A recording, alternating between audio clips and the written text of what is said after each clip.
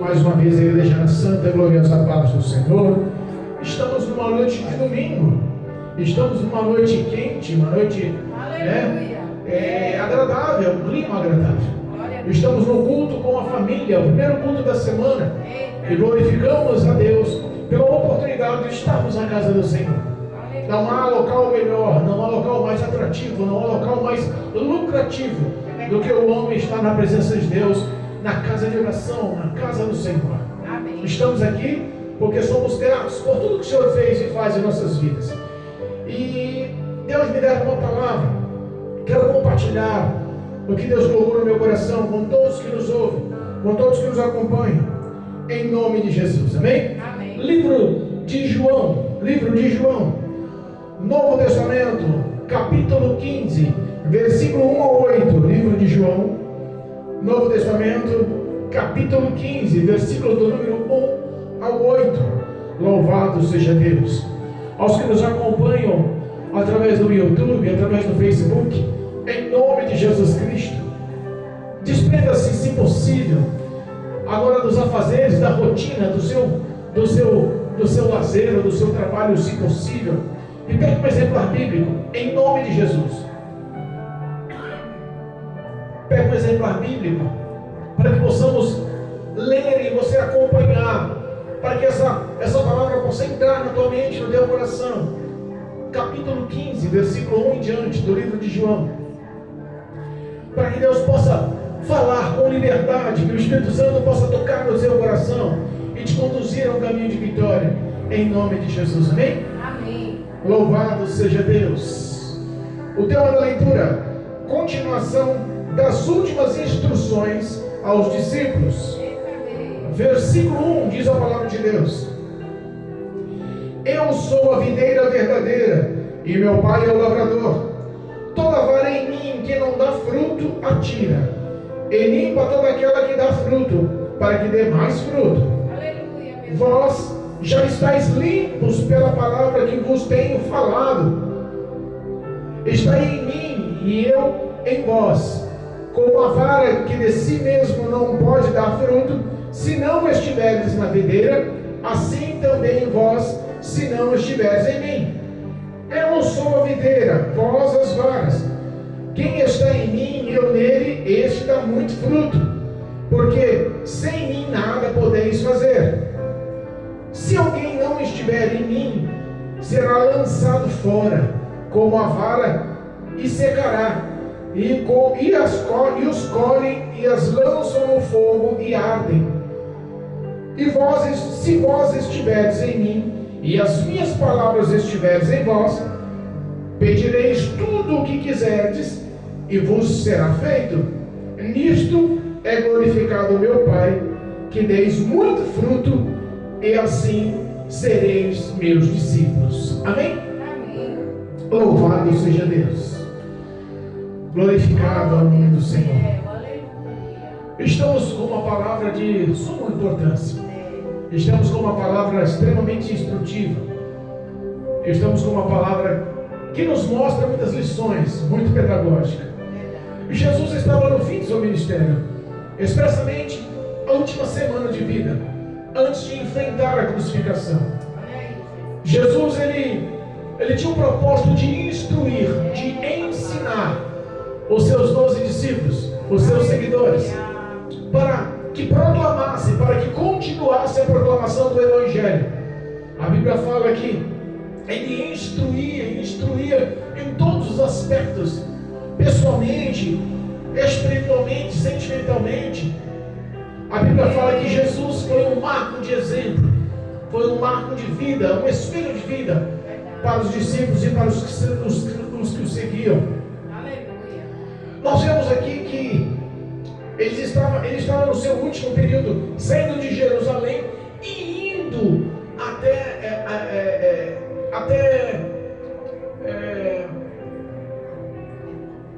o jantar que houve lá de Marta, Maria e Lázaro. Betânia, oh glória, louvado seja Deus. Jesus ele estava naquele percurso, e a Bíblia fala que ele começou a dar instruções finais aos discípulos. Aleluia. Em uma certa ocasião, ele faz uma comparação. E essa parábola não foi uma parábola sem base. Quando ele começa a falar que Deus Pai era o lavrador e ele era a videira. Essa parábola, essa história, esse conto de Jesus já foi instrutivo ou explicado lá em Isaías, capítulo 5. Isaías, capítulo 5, fala que Deus, ele faz uma comparação e mostra para Isaías como um agricultor que cuida da terra e lavra a terra, limpa a terra das pedras, faz cercados, bota uma torre de vigilância, monta toda uma estrutura e escolhe as melhores sementes das vides, as melhores sementes de plantação de rameiras de uvas, de plantação de uvas. E a Bíblia fala que ele faz aquele esforço, aquele cuidado de cuidar da terra, de fazer um cercado, de pôr uma torre de vigilante, de botar um lagar para fazer a prensa das uvas com a qualificação de ter um bom vinho. Tudo foi preparado, mas mesmo escolhendo as melhores sementes, mesmo cuidando da terra, mesmo botando todo um suporte de cuidados e proteção, a Bíblia fala que aquelas uvas não vieram doces, mas vieram bravas, ou azedas, amargas. Entenda, aquela comparação daquela plantação era a comparação espiritual do povo de Israel. Era a comparação espiritual daquele povo amado que Deus escolhera lá para a salvação da terra do Egito, libertação da terra do Egito. Nós sabemos que a história, ela vinha se repetindo e Deus sempre mostrando o quanto era amada, o quanto era querida, o contexto do povo de Israel. Nós sabemos que quando Jesus começa a instruir aquele povo, começa a instruir com a seguinte finalidade: vocês dependem de mim. Vocês dependem de mim, como eu dependo do meu Pai. Não era porque eu estaria afastado através da morte, e depois da morte vindo a ressurreição. Sabemos que Jesus voltou depois de 40 dias aos céus, e ele queria preparar os pensamentos e sentimentos para dizer: não é que mesmo eu não estando presente, vocês não vão estar ligados a mim. Mesmo eu não estando presente fisicamente, vocês sempre vão estar ligados em mim. E ele começa a falar: eu sou a videira, meu pai é o agricultor, ele é o lavrador, ele que cuida de mim. Mas um detalhe: eu sendo a videira, a raiz, a base do fruto, vocês são a vara, são os ramos. Ele começa a desenhar uma ramificação. Meu pai cuida de mim, e eu é que cuido de vocês. Meu pai cuida de mim, e é eu que dou vida para vocês. Meu pai cuida de mim, e é eu que estou. É vocês que estão ligados em mim. Aleluia, meu Deus. E ele começa a especificar espiritualmente o que ele espera. Primeiro tópico, se nós pegarmos aqui a leitura oficial do capítulo 15 de João, mas o versículo 16, o primeiro tópico fala que nós não escolhemos o Senhor, Ele que nos escolheu. Versículo 16: não me escolhestes vós a mim, mas eu vos escolhi a vós, e vos nomeei para que vades e deis frutos, e os vossos frutos permaneçam, a fim de tudo quanto em meu nome pedires ao meu Pai, Ele vos conceda. Entenda. Aleluia. O primeiro tópico diz que não é o homem que decide ser crente. Não é o homem que bate no peito e fala assim: agora eu vou ser crente, agora eu vou seguir Jesus, agora eu vou ser fiel, agora não vai. Se a escolha não for de Deus, esquece. A Bíblia fala que muitos são chamados e poucos os escolhidos. Se o homem que não é escolhido por Deus, não é selecionado por Deus, não é visto por Deus, quiser vir à presença de Deus, é claro, venha. A salvação está para todos. Mas o ato de dar frutos é diferente. O ato de ter um compromisso, Deus nos chama e nos dá uma incumbência. Você observa que existe um querer. Ele não te chama para ficar de perna pro ar. Ele te chama porque tem um propósito. Ele não te chama para ficar à toa. Ele te chama porque ele tem um projeto. Ele tem um querer de atuação sobre a sua vida.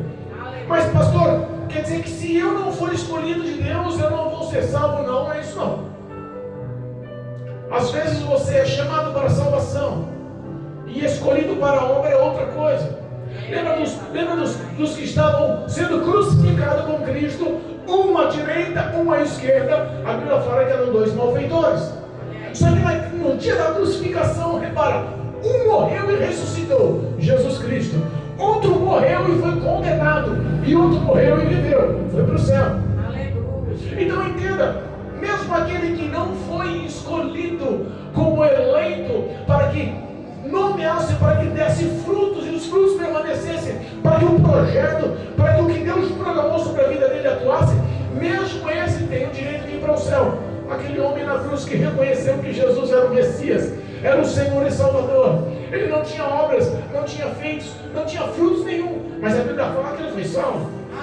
Ele olha para Jesus e fala assim: mestre, lembra-te de mim quando entrares no paraíso. Jesus olha para você ainda hoje. Tu vais saber mais dos céus e mais de mim do que qualquer um sobre a face da terra. Ainda hoje estarás comigo no paraíso. Entenda, o chamado para a salvação é para todos. Jesus Cristo morreu na cruz do Calvário para todos, mas propósito é outra coisa, projeto é outra coisa. O que nós vemos aqui é que Jesus está fortificando a vida daqueles que prosseguiriam o seu mandato, prosseguiriam o seu projeto, prosseguiriam com o Evangelho, com o reino, com a novidade dos céus, com a salvação em Cristo. Ele começa a especificar: toda vara em mim que não dá fruto atira. Já começa a apertar o negócio. Nós podemos pensar que essa visão de toda vara que está em mim atira, nós podemos interpretar de várias formas. Podemos interpretar que é aquele crente que está na igreja, tem a carteirinha de cristão, está na igreja, tem o seu nome na escola dominical, está na igreja, não perde o culto, às vezes até dirige, tem algum cargo, alguma obrigação na igreja, mas não nasceu de novo, não nasceu da água do Espírito, alguma coisa o prende no passado. Então nós podemos pensar que seja esse tópico, e talvez não esteja errado, mas eu tenho uma outra visão a expressar, eu tenho uma outra visão a levar. Entenda, uma parreira de uvas, uma plantação de uvas, a tendência dela, de quando brotar, de quando crescer, não é ramificar, a não ser que alguém faça um suporte físico e ela suba e se ramifique em cima daquela estrutura. Mas se for uma área aberta e a plantio naquele terreno só, a tendência é que a rameira das uvas ela se espalhe no chão. E quando as varas estão ligadas na videira, que é Cristo, elas ficam no nível do chão, caídas ao chão, retas ao chão, não dá para dar frutos. Não dá para dar frutos. A primeira quesito: se chover na terra vira lama, ela se suja.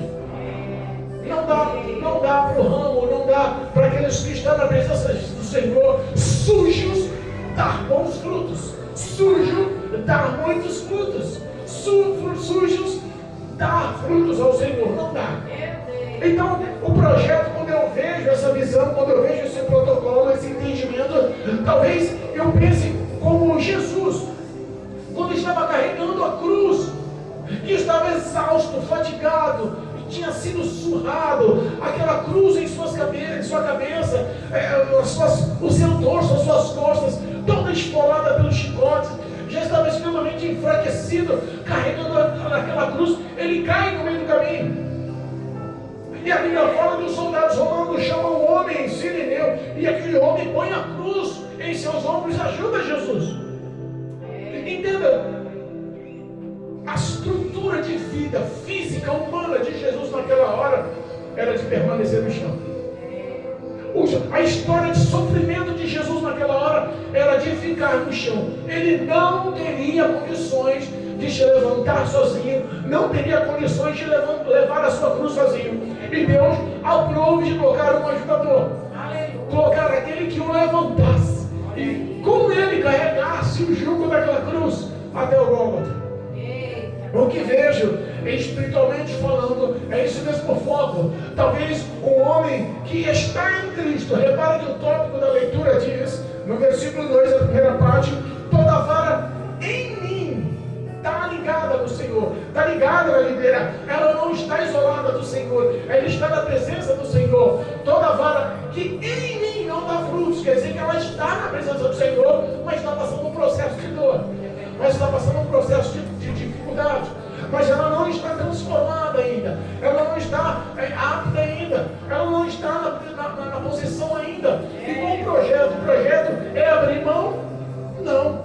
O projeto é cuidar, é levantar, é tirar ela da terra, é tirar ela da lama, é colocar um suporte, um apoio, alguém que a estruture para que ela cresça e dê bons frutos.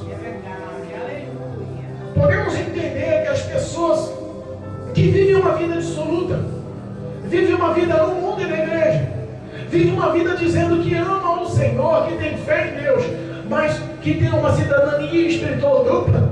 Cidadania espiritual dupla, essa é nova.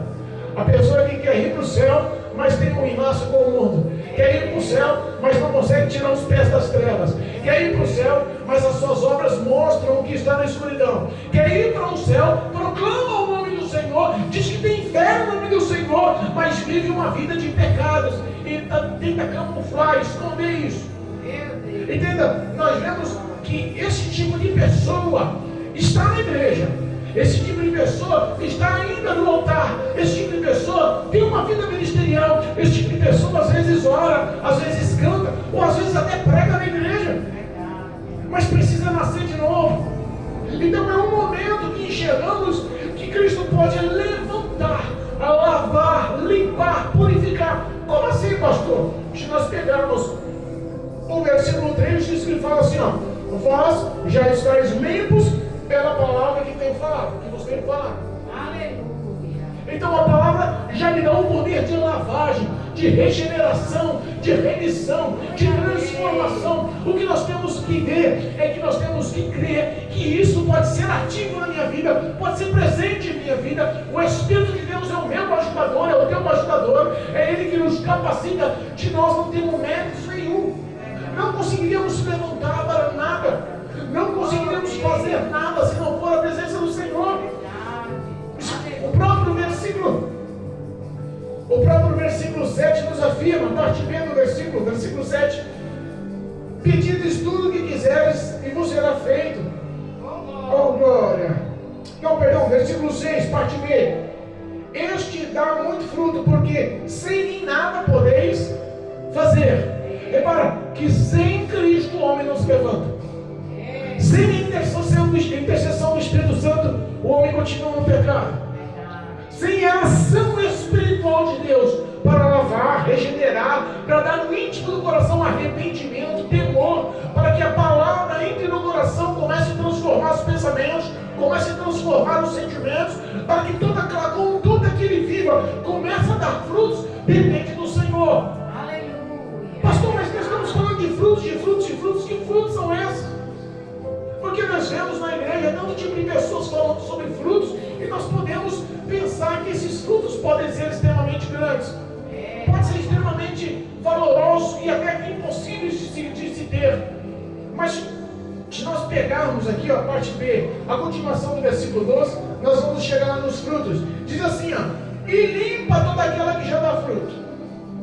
Aleluia. Repara que a primeira não dava fruto e tinha que ser tratada. Então a gente tira de ação, tira da frente do ministério, sabe? Põe no canto, vai corrigir, vai ficar de banco por um tempo, vai precisar de um novo discipulado, vai precisar de alguém que interceda, vai precisar de alguém que auxilie, que aconselhe. E vou falar para você, às vezes a repreensão, o aconselhamento, ou até o castigo de Deus é necessário. Nós só sabemos que somos filhos quando somos castigados pelos pais. Quando realmente nós vemos a ação do pai, a ação da mãe, e nos castigar pelos nossos erros por amor. Não dá para você falar que tem uma vida com Deus se você nunca teve relacionamento, nem de saber qual é a direção. E às vezes a direção nos induz à vontade de Deus, que é boa, perfeita, agradável, mas que nos traz confronto, nos traz aquele confronto pessoal que nós temos que analisar e falar: vamos continuar desse jeito? Vamos continuar com essas obras? Vamos continuar com essas ações? Não vamos a lugar nenhum. Vamos continuar essa mesmice. E é isso que Deus está falando, o confronto de mudança. Mas aquele que está dando fruto, por que vai cortar e dar mais fruto? Já está cortando, já está podando, já está limpando, mas já está dando fruto. Entenda. Às vezes, homens que são chamados e selecionados por Deus. Homens que são mulheres que são chamadas e selecionadas por Deus, pagam alto preço para viver na presença de Deus. Pagam alto preço para que dê frutos e mais frutos na presença de Deus. Quer um exemplo? Apóstolo Paulo. Aquele homem não foi um homem extremamente inteligente. Ele escreveu 13 livros no Novo Testamento. Dos 27 livros escritos, 13 foram só pelo apóstolo Paulo. Qual foi o padrão de sofrimento por amor ao Evangelho, por amor a Cristo que aquele homem teve? Responda para mim. Ele sofreu, padeceu, para que tudo o que ele vivesse servisse de instrução e fosse os livros escritos para cada uma das pessoas que ele leu, para cada uma das cidades que ele leu, para cada um dos povos que ele escreveu. Entenda que a instrução de Paulo foi através de sofrimento. Ele não teve instruções de bonança. Às vezes nós pensamos que o Evangelho é só bênção, é só glória, é só recompensa. Não, Deus está dizendo que tem tesoura para podar também. Tem tesoura para podar também. Para você dar frutos, Ele não quer só que dê frutos, mas Ele quer que você dê mais frutos, para que você renda, para que você cresça. Ele quer que você viva, mas mais intensidade, para que cresça esse nome, para que cresça esse Evangelho, para que cresça essa glória. Os frutos do Espírito é a representação do que Deus espera do homem. O que são esses frutos, pastor? O que são esses frutos? É justamente o fruto da representação de Deus. Aleluia. Muitos podem dizer que o fruto são ganhar almas, o fruto é ganhar dons, o fruto é ser melhor pregador, o fruto é ser melhor levita, melhor cantor, ou melhor ensinador, ou melhor músico. Nós podemos entender que tudo isso tem uma certa verdade. Mas quando se fala em frutos, é os frutos que o próprio Deus espera de nós. Os próprios frutos que representam o Espírito de Deus. Os frutos que transformam o caráter do homem.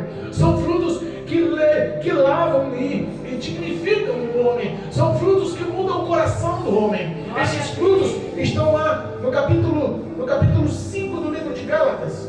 Capítulo 5 do livro de Gálatas. Diz assim: quais são esses frutos? Os frutos estão em Gálatas, capítulo 5, versículo 22. Mas o fruto do Espírito é... Quais são os frutos? O que é a representação de dar mais frutos? O que é a representação de dar muitos frutos? O que é a representação de propósito de Deus? Qual o projeto de Deus? Qual é a mudança de Deus? Deus está interessado mais no que você é, no que você pode dar para Ele. Tem gente que acha que é mais importante Ele mostrar obras do que Ele ser. E Deus está muito mais interessado no que somos. E o que nós somos é a reflexão das nossas obras, das nossas ações. E as nossas obras, as nossas ações só são espelhadas no que tem dentro do nosso coração. E o nosso coração tem que estar como templo, como casa do Espírito de Deus. E não há como o Espírito de Deus atuar e trabalhar se o templo estiver sujo, se a casa estiver suja. Então há uma limpeza, há uma transformação, há um corte, há moldagem para que dê mais frutos.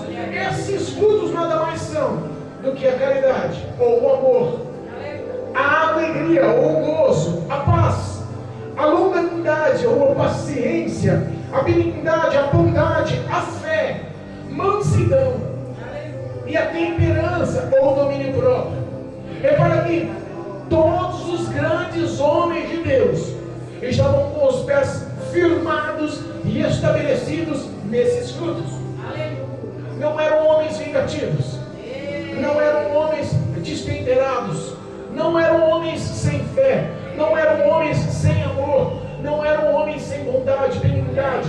Eram homens que foram provados para o íntimo do coração ser transformado. Lembra de Pedro? Como era Pedro no começo? Turrão, irritante, elétrico, ativo, 220, tinha razão em tudo, queria se intrometer em tudo. Como é que Pedro ficou convertido? Pedro virou um homem de amor, duras palavras, mas de amor, duras palavras, mas com ações que mostram o amor de Cristo, duras palavras, mas com ações que mostrava a grandiosidade de Cristo e a grandiosidade do Senhor, sempre focada na caridade, sempre focada no gozo, na paz, na longanimidade, na benignidade, bondade, na fé, mansidão, temperança, nos frutos do Espírito. Quando fala assim dar mais frutos, é que nem todo mundo consegue, entenda, viver 100% o que está dizendo em Gálatas 5:22. Às vezes nós vemos pessoas que são bem expostas, apresentáveis, estão preocupadas com o que os outros vão falar, estão preocupadas com o que os outros vão pensar, mas não entende o que Cristo quer, uma mudança de dentro para fora, o que Cristo quer, uma transformação de dentro para fora. Lembra de Salomão? Lembra de Salomão, filho do rei Davi, homem que Deus escolheu quando nasceu? A Bíblia fala que Deus amou Salomão. Não era ele para assumir o reino, tinha o primogênito de Davi, mas Deus escolheu a Salomão. Salomão foi colocado no trono, houve rebelião para tirar Salomão, mas Deus honrou e chegou ao ponto de conversar. Fala, Salomão, pede o que tu queres. Aleluia. Salomão podia pedir muita coisa, mas Salomão foi amado por Deus, e Salomão pediu que ele queria graça para julgar, ter sabedoria para julgar como pai. Davi era o seu principal alvo de admiração. E Deus não deu só sabedoria para julgar, deu riquezas e glórias. Salomão teve tudo o que todos os reinos não tiveram. Foi o homem mais sábio como nunca houve e como nunca haverá. Foi o homem mais rico da sua época. Ele foi um homem que foi apoiado e esplendoroso sobre todas as pessoas, mas começou a desviar os frutos, porque não havia transformação, tinha poucos frutos. Frutos tinham poucos.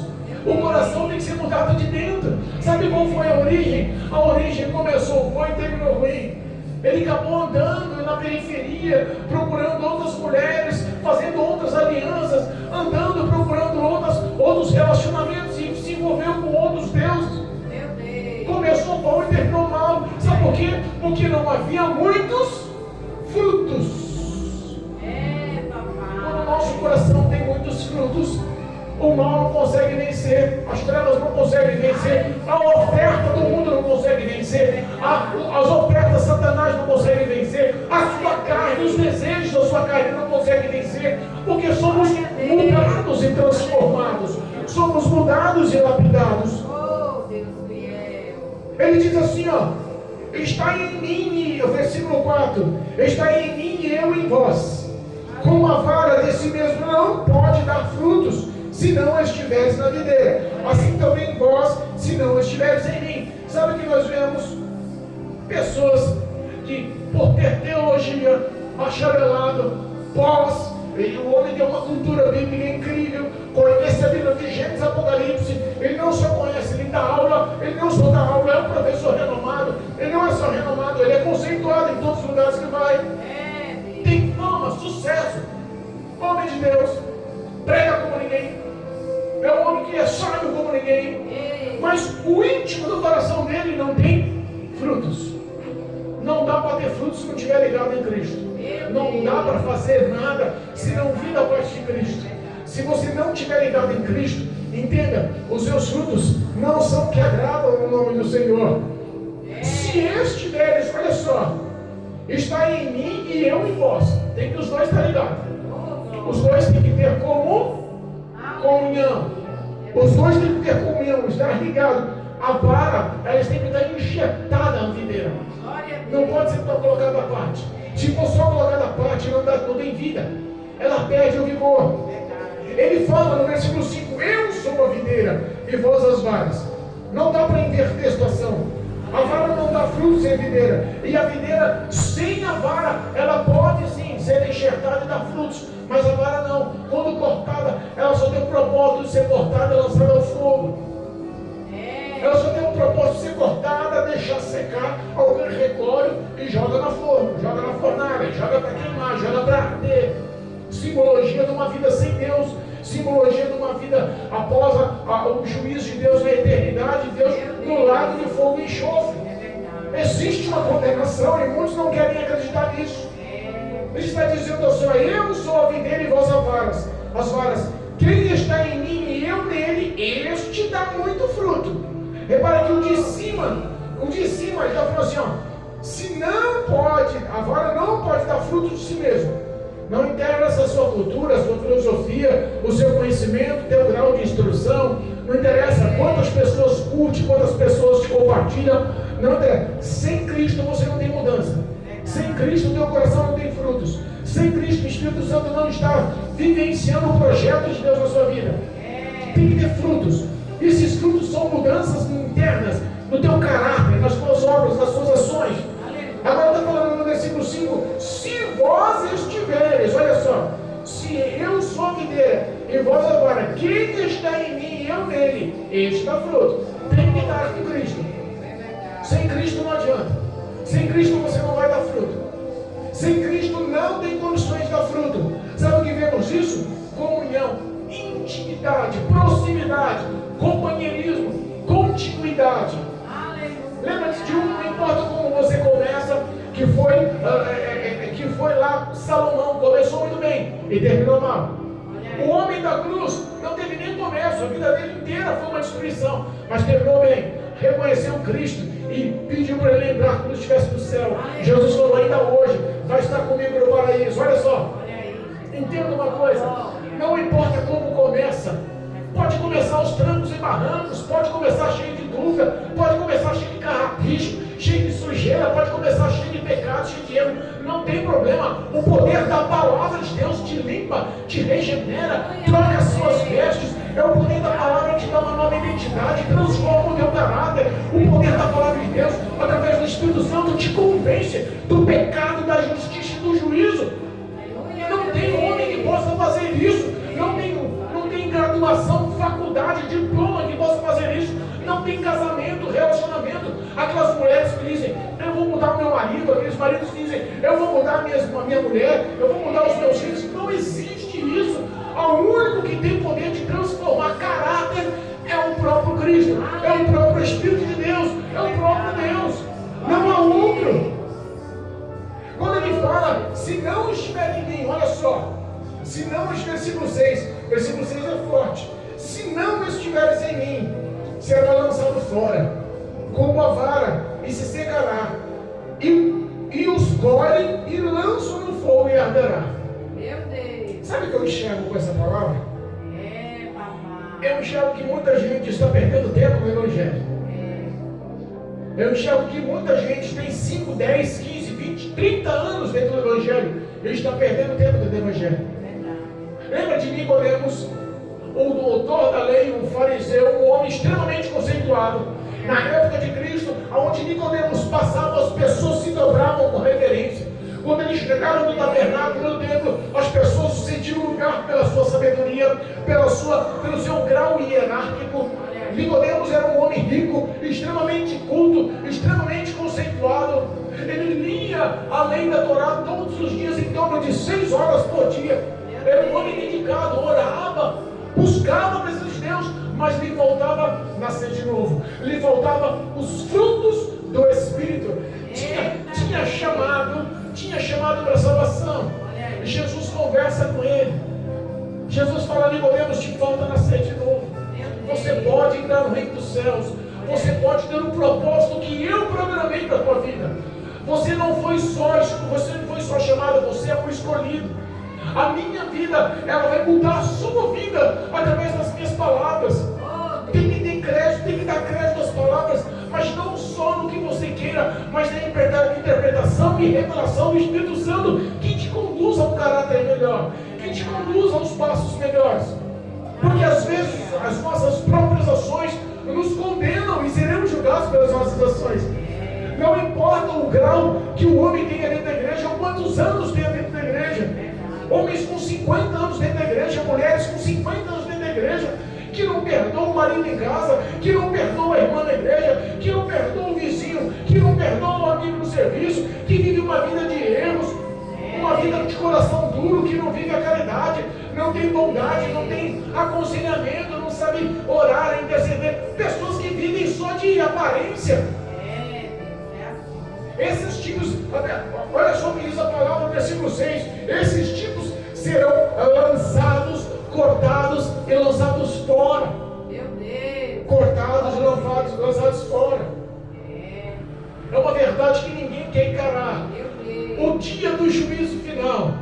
É uma verdade que ninguém quer encarar. O dia do juízo de Deus, da prestação de contas a Deus. Muitos dizem, vocês são malucos. Vocês crentes passam a vida inteira falando sobre morte, passam a vida inteira falando sobre julgamento, mas entenda, 70, 80, 90, 100 anos de vida na face da terra não pode se comparar à palavra eternidade. E a palavra eternidade afastada de Deus, a palavra eternidade longe de Deus, é uma palavra que pesa demais, é uma palavra que vai lhe custar muito, é uma palavra que vai lhe causar muito choro. Quando ele faz a simbologia de ser cortado e lançado no fogo, ser cortado e lançado no local de fogo que arde, te queima pela eternidade, entenda. Nem demônios querem isso, o próprio Satanás não aceita, não aguenta isso. Apocalipse capítulo 20, versículo 15, fala que o lago de fogo e enxofre foi preparado para Satanás e seus anjos, mas todo aquele que não tiver o seu nome escrito no livro da vida será lançado nesse lago de fogo e enxofre, que é a segunda morte. Que é a segunda morte. Entenda, muitos batem no peito e falam, morreu, acabou. Não é essa a verdade. Existe uma alma nesse corpo mortal. Essa alma é eterna. Essa alma vai prestar conta. Essa alma vai estar na presença de Deus. Ela é imortal. Ela vive para sempre. Mas existe o outro lado, o outro caminho, a outra versão de vitória, versão de vida, versão de glória. Versículo 7 diz assim, ó: se vós estiveres em mim e as minhas palavras estiverem em vós. Chegamos ao consenso. Poder da palavra de Cristo é a representação do próprio Cristo, é a representação do próprio Deus, a palavra de Deus. Olha só, se estiveres em mim e as minhas palavras estiverem em vós, pedides tudo quanto quiserdes e vos será feito. Qual é o pensamento, qual é a petição, qual é o pedido de um homem que guarda as palavras de Deus no coração? Riquezas? Um homem que está cheio da palavra de Deus no coração, que guarda os mandamentos do Senhor no coração, que guarda os estatutos, as leis do Senhor no coração, que vive e pratica essa palavra. Quando ele vai pedir algo para Deus em oração, ele vai pedir um carro novo, ele vai pedir uma viagem para a Europa, ele vai pedir uma conta recheada, vai pedir um cartão de crédito sem limite, ele vai pedir uma amante, ele vai pedir uma noitada, ele vai pedir o que nos dá vida, ele vai pedir o que nos dá graça, ele vai pedir o que nos dá capacitação para ganharmos novas vidas, para ganharmos novas almas.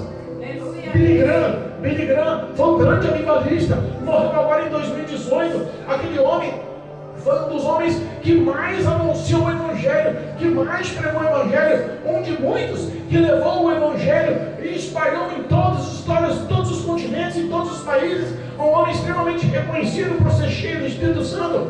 Aquele homem orava das 6 da manhã às 10 da manhã, todos os dias. Em história da sua vida ministerial, ele ganhou mais de 5 milhões de almas para Cristo Jesus. Por que ele ganhou? Por que ele deu muito fruto? Porque ele tinha uma transformação no coração. O homem que tem a palavra de Deus no coração, a mulher que tem a palavra de Deus no coração, a vida dela é mudada, é transformada.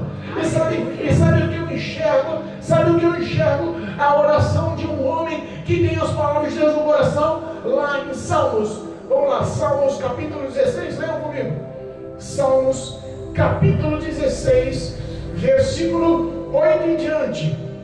Aleluia. Louvado seja Deus. Salmos capítulo 16, versículo 8 em diante diz assim: olha a oração de quem tem a palavra de Deus no coração, de quem está ligado na videira verdadeira, de quem está dando muitos frutos. Olha a oração daquele que tem intimidade e continuidade na presença de Deus. Olha só o pedido dele a Deus: tenho posto o Senhor continuamente diante de mim, por isso que Ele está em minha mão direita, nunca vacilarei. Portanto, está alegre o meu coração e regozija a minha glória. Também a minha carne repousa seguro. Pois não deixarás a minha alma no inferno, nem permitirá que o seu santo vejas corrupção. Far-me-ás ver as veredas da vida, na tua a tua mão direita há delícias perpetuamente. Olha só como muda o foco do crente salvo. Olha como muda o foco do homem cheio de Deus. Olha como muda o foco de uma pessoa que valoriza a palavra. Olha como muda o foco, a visão, o entendimento daquele que está andando conforme o querer e a boa vontade do Senhor. O coração muda, começa a dar muitos frutos, começa a mostrar e transparecer que a vida dele é um caminho de paz, de glória, de vida com abundância, de gozo. A história dos frutos começa, os frutos do Espírito começam a se mostrar. Um homem cheio de caridade, um homem cheio de alegria, um homem cheio de fé, um homem manso, de paciente, longânimo, bondoso, benigno. É uma pessoa que você chega para conversar, você sente a glória de Deus sobre a vida desse homem. Esse homem está continuamente na presença do Senhor, guardando, ligado na vida verdadeira, guardando a palavra do Senhor. Com certeza será um miligrão da vida, ganhando milhões de almas para o Senhor. Esses me dão muitos frutos. É verdade. Entenda. Glória a Deus. O versículo 10 do capítulo 16. Pois não deixarás a minha alma no inferno. Vou repetir. Pois Deus não deixará a minha alma no inferno. Aleluia. Quantas pessoas podem com convicção dizer isso? O mundo parece atrativo. O mundo parece prazeroso. O mundo parece conveniente. Todo mundo está fazendo, pastor, por que eu não vou fazer? Todo mundo está vivendo, por que eu não vou viver? Esse negócio de caminho estreito, esse negócio de estar andando com Dudas, esse negócio de não viver com base do pecado. Ah não, eu estou a fim de viver a minha vida enquanto eu estou vivo. Eu estou a fim de praticar tudo que eu quero enquanto eu estou vivo. Eu estou a fim de realizar os meus desejos enquanto eu estou vivo. Morrendo não vai ter mais jeito. Meu Deus. O pensamento que Satanás dá é um embaraço com o mundo, é um envolvimento com o que o mundo oferece, é uma enclausuração, é uma prisão espiritual que comanda e controla os pensamentos e desejos desses homens. É verdade. Mas o fim de todos esses prazeres são fins árduos. A palavra diz que o salário do pecado só é a morte. O salário do pecado é a morte, mas Deus está especificando que o dom da vida vem com Cristo. Aleluia. O dom da vida, vida plena e vida abundante, vem com o Senhor. Vida de gozo, vida de alegria, vida de paz, vem com o Senhor. Não há outro caminho, não há outra verdade, não há outro que te conduza à presença de Deus como o Senhor. Aleluia. É verdade. Entenda. Pai. As pessoas às vezes acham que estar na presença do Senhor é loucura. Muitos nos chamam de loucos. Verdade. Muitos acham que nós estamos presos no Evangelho, no cristianismo, na religião. Mas na realidade nós somos livres. Podemos realizar o que quiser. É verdade. Tudo posso fazer, mas nem tudo me convém, nem tudo é lícito, nem tudo agrada ao Senhor. As pessoas que querem andar e se conduzir com os seus próprios passos, com as suas próprias regras, perdem esse caminho. João 14,6. Disse-lhe Jesus: eu sou o caminho. Perde o caminho. Se a pessoa não quer andar conforme o caminho, conforme o querer, conforme a vontade de Deus, ela perde a vontade de Deus. E está dizendo que Ele é o caminho, Ele é a verdade, Ele é a vida. E ninguém chega na eternidade, ninguém chega para estar eternamente na presença de Deus, ao lado do Senhor, se não for pelas palavras de Jesus, se não for pela aceitação de Jesus, se não for pela conduta dada por Jesus Cristo. Ele é o caminho, a verdade e a vida. Aleluia. Ele é o caminho, a verdade e a vida. Ele é a videira verdadeira. Glória a Deus. Temos que estar ligados. O propósito de Deus que nos escolheu é que nós tenhamos ação no propósito, no plano, no projeto dele em nossas vidas. Aleluia. Se você não está vivendo esse projeto, está vivendo uma vida inconstante. Uma hora eu estou bem, uma hora eu estou mal. Uma hora eu canto, uma hora eu não canto. Uma hora eu prego, uma hora eu não prego. Uma hora eu oro, outra hora eu não oro. Peça graça ao Senhor. Ele está prontificado a te levantar, a te lavar, te limpar, te redimir, para que você, sendo podado, possa dar frutos e muitos frutos. Aleluia. Para a glória do nome do Senhor. É verdade. Existe uma recompensa. E existe essa recompensa aos salvos. Mas existe também uma penalidade, e temos que falar. Não haja com quem que não houvesse nenhum tipo de consequências, mas vai haver essas consequências.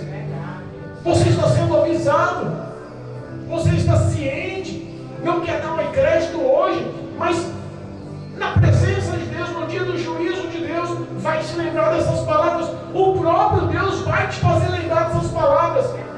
Arrependa-se dos seus pecados, arrependa-se das suas más condutas, arrependa-se das suas más obras, seja transformado com o caráter de Deus, com o caráter do Espírito Santo, através da palavra de Deus. Se ligue, seja enxertado na videira verdadeira. Cristo pode fazer você ter vida, pode fazer você dar frutos, pode mudar a sua história, pode entrar na tua casa e transformar o teu ser. Não há outro capaz, não há outro que tenha o poder de transformar a vida se não for o próprio Deus. Verdade, meu Deus. Em nome de Jesus, adquira fé nessa noite. Em nome de Jesus, viva através dessa fé essa noite. É o que eu peço. Em nome de Jesus, acredite. Essa palavra tem poder de mudar a sua vida. Tem poder. E nisto é glorificado meu Pai, que deis muitos frutos, e assim sereis meus discípulos. Glorifique o nome do Senhor com as suas obras. Glória a Deus. Glorifique o nome do Senhor com os seus pensamentos, seus sentimentos, com o que você é por dentro, com a transformação que Deus colocou no teu ser por dentro. Glorifique ao Senhor. Seja um discípulo, imitador de Cristo sobre a face da terra. Em nome de Jesus. Amém. Em nome de Jesus. Amém? Amém.